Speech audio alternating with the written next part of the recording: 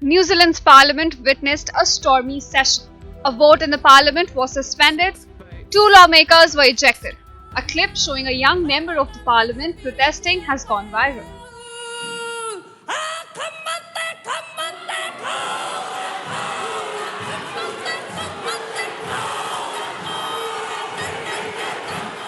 Now the woman here is Hannah Clark, and she is seen performing the rousing haka dance after ripping up a copy of the Indigenous Treaty Bill.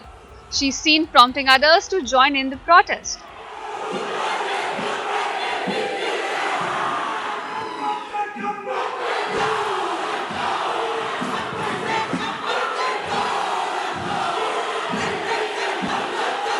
But what is she protesting about? So the country's parliament had gathered to vote on the Treaty Principles Bill.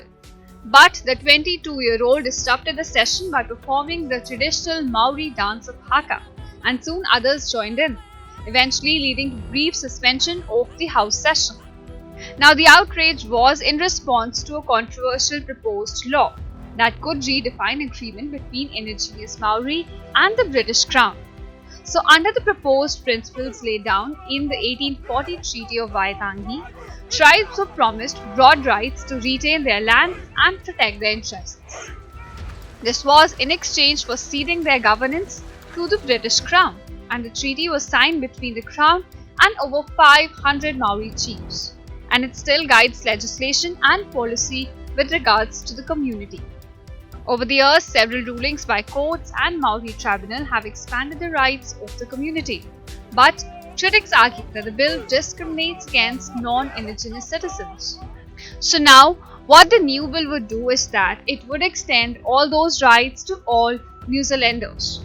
The ACT New Zealand Party, a junior partner in the ruling Centre coalition, last week unveiled this bill. Critics say that the bill threatens racial discord and constitutional upheaval. But despite its unpopularity, the proposed law passed its first vote on Thursday after dominating public discussion for months. And this is primarily due to a feature in New Zealand's political system that allows tiny parties to negotiate outsized influence for their agendas. The step also reflects growing unease among some New Zealanders towards upholding promises made to Maori community when the country was colonized. And the indigenous community, which makes up about 20% of the population, sees the bill as a direct attack on their rights. As far as the bill is concerned, it will proceed to a public submission process, and then the proposal will shortly roil Parliament again with another vote.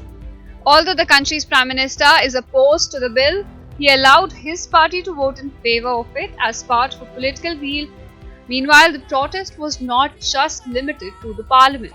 A 9-day march opposing the bill will conclude in Wellington, when thousands of protesters will descend on the capital on Tuesday.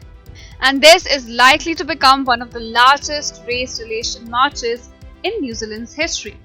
Now, what outcome will this produce remains to be seen. Bureau Report, India Today Global.